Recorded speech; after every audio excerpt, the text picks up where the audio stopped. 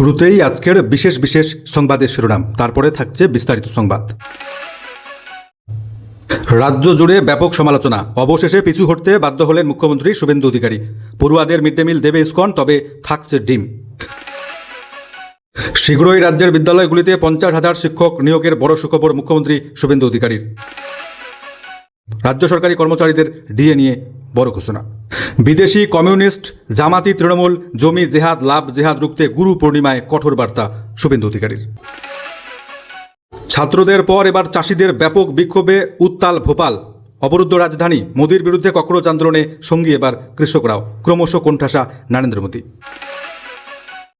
অনুব্রত ঘনিষ্ঠ ব্যবসায়ীর বাড়ি থেকে টাকার খাদান, 50 কোটির বেশি নগদ সোনা দানা হলো উদ্ধার।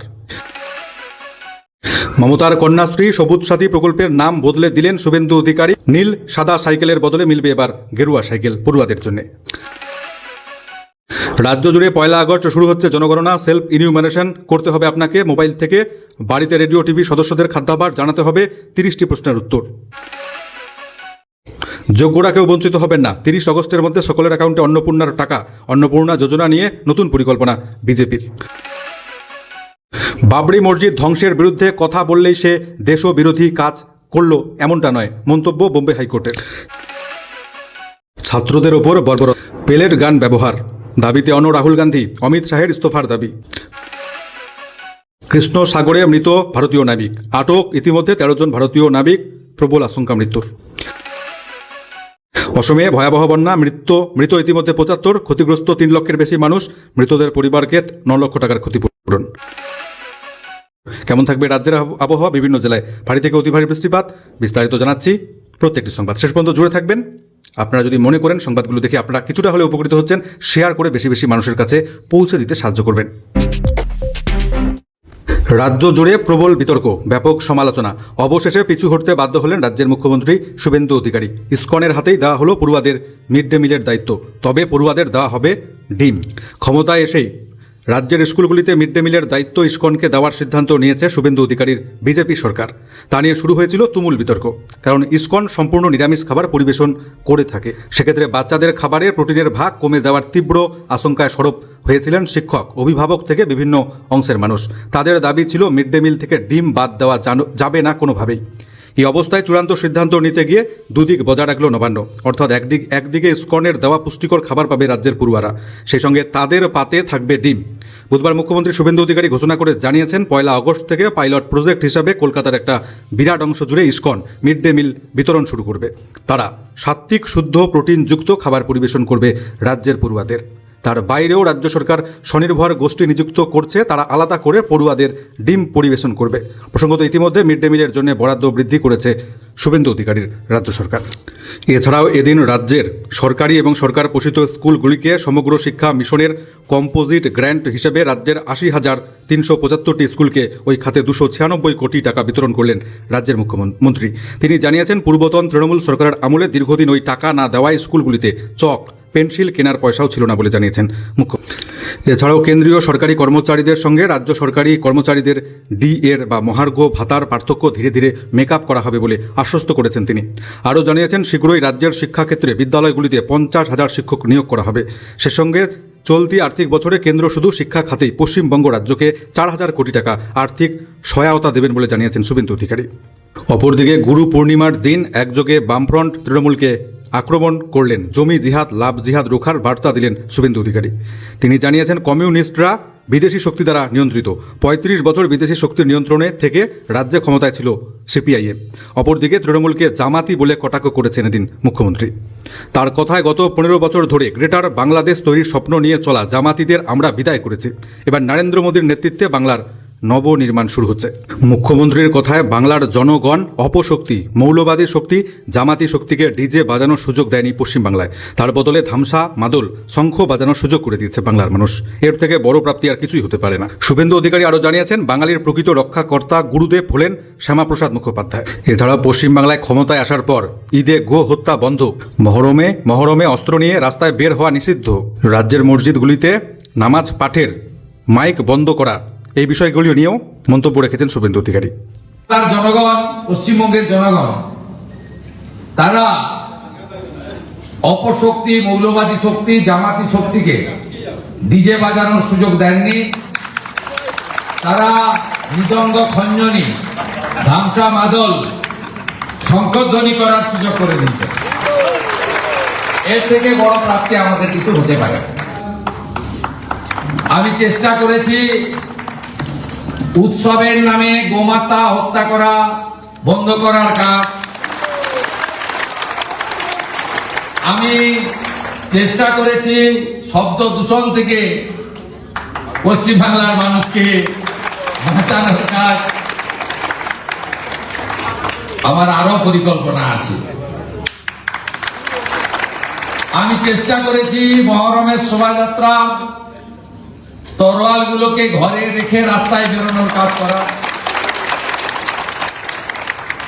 আমার পরিকল্পনার মধ্যে আছে ডক্টর শ্যামা প্রসাদ মুখার্জির ভাবনা, এক দেশ এক প্রধান এক নিশান এক বিধান, অর্থাৎ ইউনিফর্ম সিভিল কোড। ইচ্ছা আছে আইনের মধ্যে, সংবিধানের মধ্যে দাঁড়িয়ে ল্যান্ড জেহাদ, লাভ জেহাদ, জোরপূর্বক ধর্ম পরিবর্তন করার প্রয়াস বন্ধ করার জন্য পশ্চিমবাংলায় ব্যবস্থা নেয়। ছাত্রদের পর এবার চাষিদের বিক্ষোভে উত্তাল ভোপাল। নরেন্দ্র মোদীর বিরুদ্ধে ককরোচ আন্দোলনে সঙ্গী এবার দেশের কৃষক ভাইরা। ছাত্র আন্দোলনে সাফল্যের পর এবার আরও দীর্ঘ আন্দোলনের পরিকল্পনা ককরোচ জনতা পার্টির। লড়াইয়ে সমাজের অন্যান্য অংশকেও সামিল করবার উদ্যোগ। এই লক্ষ্যেই মঙ্গলবার রাকেশ টিকায়েত সহ ভারতীয় কিষাণ ইউনিয়নের নেতাদের সঙ্গে বৈঠক করল সিজেপি অর্থাৎ ককরোচ জনতা পার্টি। উপস্থিত ছিলেন সিজেপির মুখপাত্র আশুতোষ রাঙ্কা সহ আরও কয়েকজন। লক্ষ্য কৃষক, ছাত্রছাত্রী, তরুণ প্রজন্মকে নিয়ে একটি বৃহত্তর মঞ্চ গঠন করা। এ প্রসঙ্গে আশুতোষ রাঙ্কার বক্তব্য, আশা করছি আমাদের কৃষক ভাই, ছাত্রছাত্রীরা, দেশের তরুণ প্রজন্ম একসঙ্গে কাজ করবে, নরেন্দ্র মোদী সরকারকে সমস্ত দিক থেকে ঘিরে ধরবে। সূত্রের খবর, পড়ুয়াদের ওপর পুলিশি দমন পীড়ন রুখতে কৃষক সংগঠনগুলির সহায়তা চেয়েছে ককরোচরা। উভয়ের মধ্যে দীর্ঘ আলোচনা হয়েছে। এর আগে যন্তর মন্তরে হাজির হয়েছিলেন রাকেশ টিকায়েত কৃষক নেতা। বিশেষজ্ঞদের একাংশের কথায় দেশের নানা প্রান্ত সহ মধ্যপ্রদেশেও সরকারের বিরুদ্ধে সরব হয়েছে কৃষক ভাইরা। এই পরিস্থিতিতে কৃষক সংগঠনের সঙ্গে ককরোচদের গুরুত্বপূর্ণ বৈঠক অত্যন্ত তাৎপর্যপূর্ণ বলে ধরা হচ্ছে। অদূর ভবিষ্যতে বিরাট বড়সড় চ্যালেঞ্জের মুখে পড়তে চলেছে নরেন্দ্র মোদীর কেন্দ্রীয় সরকার।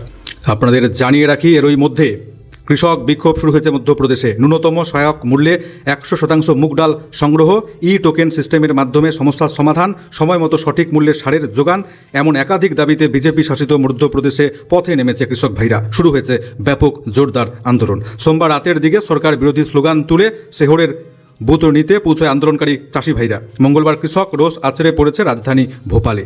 এদিন গভীর রাত পর্যন্ত পথেই ছিলেন কৃষক ভাইরা। এর জেরে রীতিমতো স্তব্ধ হয়ে যায় ব্যস্ততম নর্মদাপুরম হাইওয়ে। চাপে পড়ে কৃষকদের সঙ্গে কথা বলতে বাধ্য হয় ওই বিজেপি সরকার। সমস্যার সমাধানে মন্ত্রীদের নিয়ে একটি পৃথক প্যানেল গঠিত হয়েছে। মঙ্গলবার থেকেই ভোপালে ভয়াবহ রূপ নেয় কৃষক আন্দোলন। সরকারের বারংবার আশ্বাস সত্ত্বেও রাতভর রাস্তাতেই কাটিয়েছেন কৃষক ভাইরা। বুধবার এ নিয়ে মধ্যপ্রদেশের মুখ্যমন্ত্রী মোহন যাদব জানিয়েছেন, রাজ্য জুড়ে কৃষক কল্যাণ বর্ষ উদযাপন করা হচ্ছে। চাষিদের সমস্যার কথা শুনতে মন্ত্রীদের একটি কমিটি গঠন করা হয়েছে। রাজ্যে ফের ফিরল প্রাক্তন শিক্ষামন্ত্রী পার্থ চট্টোপাধ্যায়ের স্মৃতি। তৃণমূল জমানায় শিক্ষামন্ত্রী পার্থ চট্টোপাধ্যায়ের বান্ধবীর ফ্ল্যাট থেকে উদ্ধার হয়েছিল কোটি কোটি টাকা এবং সোনা। সেই গুপ্তধনের বহর টেলিভিশনের পর্দায় দেখে চমকে গিয়েছিল রাজ্যবাসী। এবার সেই ঘটনার একেবারে পুনরাবৃত্তি, সেটা এবার বীরভূম জেলায়। তৃণমূল নেতা অনুব্রত মণ্ডল ওরফে কেষ্ট ঘনিষ্ঠ পাথর ব্যবসায়ীর আত্মীয়ের বাড়ি থেকে উদ্ধার হলো একাধিক ব্যাগ ভর্তি টাকার বান্ডিল। ছোট বড় মিলিয়ে অন্তত 24টি সোনার বিস্কুট, সব মিলিয়ে যার বাজার মূল্য প্রায় 50 কোটি টাকা বলে অনুমান করা হচ্ছে। বুধবার ভোরে বালি মাফিয়া তথা বীরভূমের পাথর সাম্রাজ্যের মুকুটহীন সম্রাট মোহাম্মদ নিজামুদ্দিন ওরফে টুরু মণ্ডলের আত্মীয় মিনা মণ্ডলের বাড়িতে হানা দেয় জেলা পুলিশ। সূত্রের খবর, দিনভর চলা সেই ম্যারাথন অভিযানে উদ্ধার হয়েছে নগদ প্রায় 25 কোটি টাকার অধিক, সঙ্গে 15 কেজি সোনার বিস্কুট। রাত পর্যন্ত টাকা গোনা চলছে। ঘটনাকে কেন্দ্র করে ব্যাপক শোরগোল পড়েছে রাজ্য জুড়ে। দুপুরে এক্স স্যান্ডেলে ওই অভিযানের কথা জানিয়ে পুলিশের প্রশংসা করেছেন মুখ্যমন্ত্রী শুভেন্দু অধিকারী। এদিন আলমারি খুলতেই বেরিয়ে আসে একাধিক ব্যাগ ভর্তি 500 টাকার নোটের বান্ডিল, কাপড়ে মোড়া বিপুল পরিমাণ সোনার বিস্কুট। তদন্তকারীদের দাবি, মিনার এক সময় সরকারি বাসের চালক ছিলেন। কয়েক বছর আগে অবসর নিয়েছেন। তারপর তিনি টুলুর পাথর কারবার সামলাতে শুরু করেন। তিনি আপাত নিরীহ সাধারণ জীবনযাপন করতেন। তদন্তকারীদের অনুমান, নিজের বিপুল পরিমাণ কালো টাকা সোনা নিরাপদে রাখতে বিশ্বাসভাজন ওই আত্মীয়ের ঘরকে সেফ হাউস হিসেবে ব্যবহার করেছেন টুলু মণ্ডল। তবে স্থানীয়রা জানাচ্ছেন, প্রথমে গৃহ শিক্ষকতা, পরে পাথর সরবরাহের ব্যবসা দিয়ে জীবন শুরু করেছেন টুলু মণ্ডল। বীরভূম জেলা তৃণমূলের বেতাজ বাদশাহ অনুব্রত মণ্ডলের আশীর্বাদের হাত মাথায় পড়তে তিনি ফুলে ফেপে ওঠেন। রাজ্যের প্রাক্তন মুখ্যমন্ত্রী মমতা ব্যানার্জির চালু করা আরও দুটি প্রকল্পের নাম বদল করল মুখ্যমন্ত্রী শুভেন্দু অধিকারী। প্রকল্পের নাম পরিবর্তন করা হলেও এর মৌলিক সুযোগ সুবিধা কিংবা আর্থিক সহায়তার কাঠামোয় কোনো বদল আসবে না, আশ্বাস দিলেন মুখ্যমন্ত্রী শুভেন্দু অধিকারী। প্রসঙ্গত, নারী কল্যাণ এবং বাল্য বিবাহ রোধে বিশেষ ভূমিকা পালন করা কন্যাশ্রী প্রকল্পের নতুন নামকরণ করা হচ্ছে কন্যা রত্ন প্রকল্প। অপরদিকে স্কুল পড়ুয়া ছাত্রছাত্রীদের মধ্যে বিনামূল্যে বাইসাইকেল বন্টনের বহুল পরিচিত প্রকল্প সবুজ সাথীর নাম বদলে শুভেন্দু অধিকারী করলেন সারথী প্রকল্প। এছাড়াও সবুজ যে সাইকেল পড়ুয়াদের বিলি করা হতো, সেই সাইকেলের রং এবার গেরুয়া অরেঞ্জ কালারের করা হচ্ছে বলেই জানা যাচ্ছে। রাজ্য জুড়ে শুরু হচ্ছে জনগণনা। সেলফ ইনিউমারেশনে জোর প্রশাসনের। বাড়িতে রেডিও টিভি সদস্যদের খাদ্যাভ্যাস সহ 33টি প্রশ্ন করা হবে আপনাকে। বাড়িতে পুরনো দিনের রেডিও নাকি স্মার্টফোনে রেডিও শোনেন? টিভি থাকলে তা অ্যান্টেনাযুক্ত পুরনো মডেলের টিভি নাকি কেবল বা ডিশ অ্যান্টেনাযুক্ত? বাড়িতে ল্যাপটপ বা কম্পিউটার আছে কিনা? পরিবারের সদস্যদের প্রধান খাদ্য কী?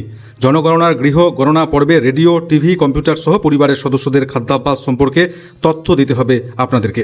মোট 33টি প্রশ্নের উত্তর দিতে হবে সাধারণ মানুষকে।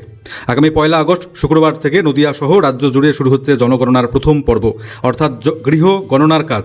এ প্রথম দেশে সম্পূর্ণ ডিজিটাল পদ্ধতিতে জনগণনা শুরু হচ্ছে 1 আগস্ট থেকে। এতদিন বাড়ি বাড়ি গিয়ে খাতায় কলমে তথ্য সংগ্রহ করা হতো, এবার থাকছে সেলফ ইনিউমারেশনের সুবিধা, অর্থাৎ সাধারণ মানুষ চাইলে নির্দিষ্ট অনলাইন পোর্টাল বা মোবাইল অ্যাপের মাধ্যমে নিজেরাই তথ্য জমা দিয়ে জনগণনার আওতায় আসতে পারবেন। জানা যাচ্ছে 1 আগস্ট থেকে 15 আগস্ট পর্যন্ত সাধারণ মানুষ নির্দিষ্ট মোবাইল অ্যাপ ওয়েবসাইটের মাধ্যমে অনলাইনে নিজেরাই সেলফ ইনিউমারেশন করতে পারবেন। এরপর 16 আগস্ট থেকে 14 সেপ্টেম্বর পর্যন্ত সমীক্ষকরা বাড়ি বাড়ি গিয়ে তথ্য সংগ্রহ করবেন। প্রথম পর্বে গৃহ গণনার জন্য 33টি প্রশ্নের উত্তর দিতে হবে। বাড়ির ছাদ, বাড়ির মেঝে, দেওয়াল কী দিয়ে তৈরি? পরিবারের সদস্য সংখ্যা কত? মহিলা পুরুষের সংখ্যা কত? তপশিলি জাতি বা তপশিলি উপজাতি সদস্য রয়েছেন কিনা? কতজন দম্পতি রয়েছেন? পানীয় জলের উৎস কী? বিদ্যুতের উৎস কী? রান্নার গ্যাস এলপিজি নাকি পিএনজি? এই সমস্ত তথ্য সংগ্রহ করা হবে। গৃহ গণনার কাজ শেষ হলে আগামী বছরের ফেব্রুয়ারি থেকে শুরু হবে মূল জনগণনার। 1 আগস্ট থেকে জনগণনার কাজ শুরু হলে কি করে আপনি আপনার জনগণনার কাজ আপনার বাড়িতে বসে অনলাইনে মোবাইল থেকে করতে পারবেন, সেটা আপনাদেরকে বিস্তারিত জানাবো। তাই অবশ্যই পেজটিকে ফলো করে রাখবেন, চ্যানেলটিকে সাবস্ক্রাইব করে রাখবেন এবং এই সংবাদটিকে শেয়ার করে দেবেন যাতে বেশি বেশি মানুষের কাছে পৌঁছে যায়, তারাও বিষয়টি জানতে পারে। অন্নপূর্ণা যোজনা নিয়ে এবার প্রচারে নামছে রাজ্য বিজেপির মহিলা মোর্চা কর্মীরা। নেওয়া হয়েছে বিশেষ কর্মসূচি, যার পোশাকি নাম বৈঠকি আড্ডা। আগামী মাসের শুরু থেকে জেলায় জেলায় শুরু হচ্ছে সেই কর্মসূচি। ইতিমধ্যেই অন্নপূর্ণা যোজনার টাকা দেওয়া শুরু হয়েছে। মে মাসে বিজেপি সরকার ক্ষমতায় আসার পর জুন মাস থেকে চালু হয়েছে প্রকল্প।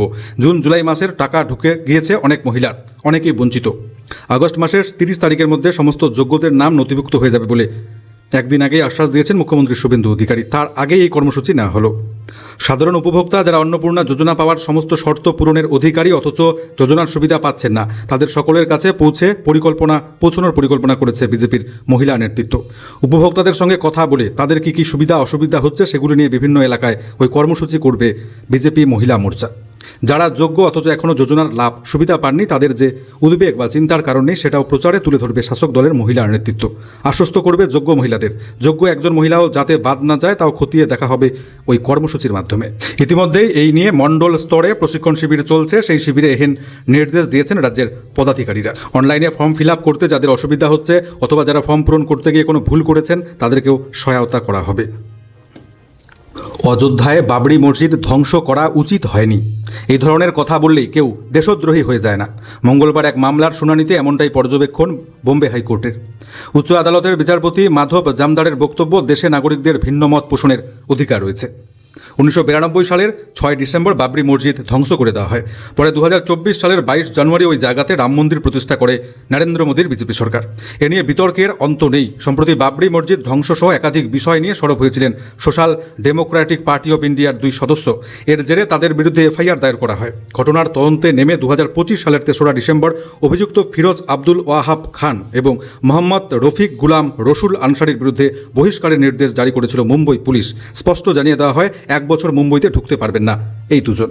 পুলিশের এই নির্দেশকে চ্যালেঞ্জ করে বোম্বে হাইকোর্টের দ্বারস্থ হন সোশ্যাল ডেমোক্রেটিক পার্টি অফ ইন্ডিয়ার সদস্যরা। পুরো বিষয়টি শোনার পর বহিষ্কারের নির্দেশ বাতিল করে দেয় হাইকোর্ট। আদালতের পর্যবেক্ষণ, মামলাকারীরা একটি নির্দিষ্ট ধর্মের বলে তাদের বিরুদ্ধে বেছে বেছে কঠোর পদক্ষেপ করা যায় না। রাজ্যের যুক্তি, বাবরি মসজিদ ইস্যুতে মামলাকারীরা কোনো বিক্ষোভে অংশ নিলে সাম্প্রদায়িক সম্প্রীতি নষ্ট হবে, ওদের স্লোগানে সমাজে শান্তি ভঙ্গ হতে পারে। এ নিয়ে আদালতের বক্তব্য, এই সংক্রান্ত কোনো তথ্য প্রমাণ নেই, শুধুমাত্র আশঙ্কার ভিত্তিতে মানুষের ওই মৌলিক অধিকার খর্ব করা যায় না কখনোই। ছাত্রদের উপর বর্বরতা, অমিত শাহের নির্দেশেই। শাহের ইস্তফার দাবিতে অনড় রাহুল গান্ধী। সংযম দেখিয়েছে পুলিশ, সাফাই কেন্দ্রের। লাঠিচার্জ, ব্যাপক পুলিশি বর্বরতা, সরকারের ভূমিকা। 3 প্রশ্নে ক্রমেই বাড়ছে শাসক বিরোধী স্নায়ুর লড়াই। সংসদ থেকে সড়ক, সর্বত্র শিক্ষামন্ত্রীর থেকে স্লোগান বদলে গিয়েছে স্বরাষ্ট্রমন্ত্রীর দিকে। ইস্তফা দিতে হবে স্বরাষ্ট্রমন্ত্রী অমিত শাহকেই। দ্বার্থহীন ভাষায় ওই দাবি তুলেছেন লোকসভার বিরোধী দলনেতা রাহুল গান্ধী। তার সাফ কথা, পুলিশি বর্বরতার দায় নিতে হবে অমিত শাহকেই। প্রথমে সংসদ, তারপর সাংবাদিক সম্মেলন।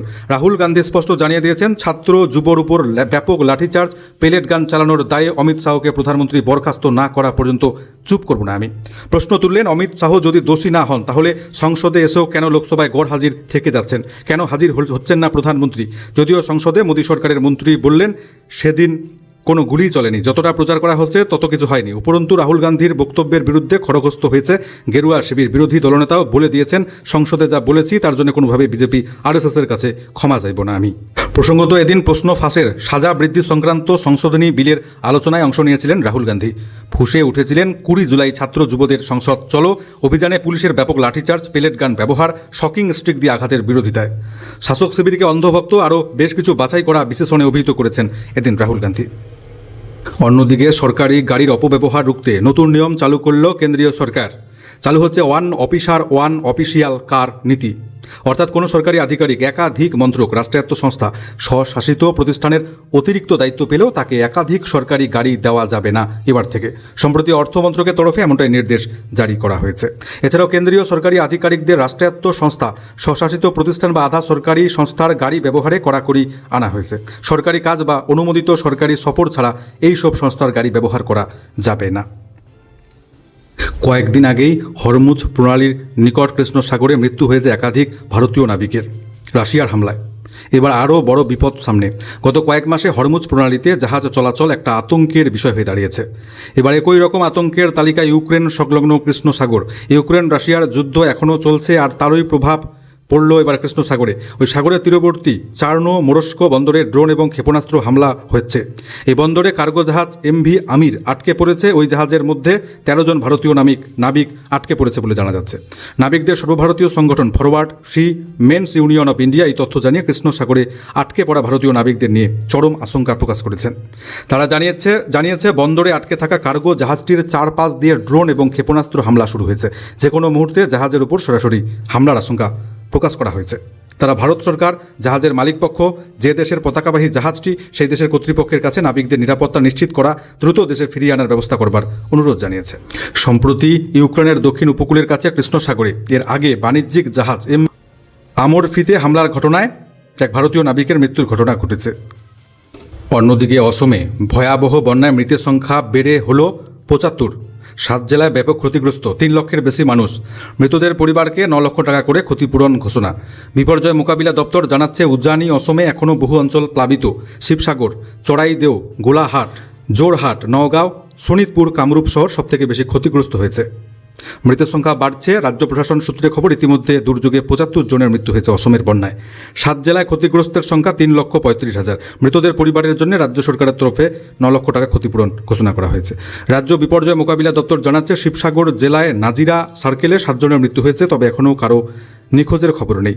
প্রশাসন জানাচ্ছে 32,490 জন মানুষ 81টি আশ্রয় শিবিরে আশ্রয় নিয়েছেন। 35টি ত্রাণ শিবির থেকে বিভিন্ন ক্ষতিগ্রস্ত এলাকায় ত্রাণ সরবরাহ করা হচ্ছে। সেনা, বায়ুসেনা, জাতীয় বিপর্যয় মোকাবিলা বাহিনী, রাজ্য বিপর্যয় মোকাবিলা বাহিনী, দমকল, মেডিকেল দল উদ্ধার কাজ চালাচ্ছে। 45,000 হেক্টর কৃষিজমি জলের নিচে ডুবে গিয়েছে। স্কুল, কলেজ, অঙ্গনারী কেন্দ্র ব্যাপক বন্যায় ক্ষতিগ্রস্ত হচ্ছে। রাজ্য জুড়ে কেমন থাকবে আবহাওয়া, কি জানাচ্ছে লেটেস্ট রিপোর্টে আবহাওয়া দপ্তর, সেটাই জানাচ্ছি আপনাদেরকে। আগামী 4 আগস্ট পর্যন্ত উত্তরবঙ্গের জলপাইগুড়ি, কোচবিহার, আলিপুরদুয়ার জেলার বেশ কিছু স্থান জুড়ে ভারী থেকে অতি ভারী বৃষ্টিপাতের সতর্কবার্তা। তাই আবহাওয়া দপ্তর কমলা সতর্কবার্তা জারি রেখেছে জেলাগুলিতে। ভারী বৃষ্টির হলুদ সতর্কবার্তা দেওয়া হয়েছে দার্জিলিং, কালিম্পং জেলার জন্য। দক্ষিণবঙ্গে কোথাও আপাতত ভারী বৃষ্টির সতর্কবার্তা নেই। হালকা মাঝারি মাত্রার বৃষ্টিপাত জেলাগুলিতে চলবে। 4 আগস্ট পশ্চিম বর্ধমান, বীরভূম, মুর্শিদাবাদ জেলায় কিছু কিছু স্থানে ভারী বৃষ্টিপাত এর সম্ভাবনা রয়েছে। আমাদের আজকের সংবাদগুলি এখানেই শেষ করছি। তবে যাবার আগে আপনাদের কাছে একটা রিকোয়েস্ট রাখবো, অবশ্যই খবরগুলিকে শেয়ার করে দেবেন বেশি বেশি মানুষের কাছে, যাতে পৌঁছে যায়। বিদায় নিচ্ছি এখানেই, দেখা হচ্ছে পরবর্তী গুরুত্বপূর্ণ ভিডিওর সাথে, সংবাদের সাথে। সেই পর্যন্ত ভালো থাকবেন। ধন্যবাদ।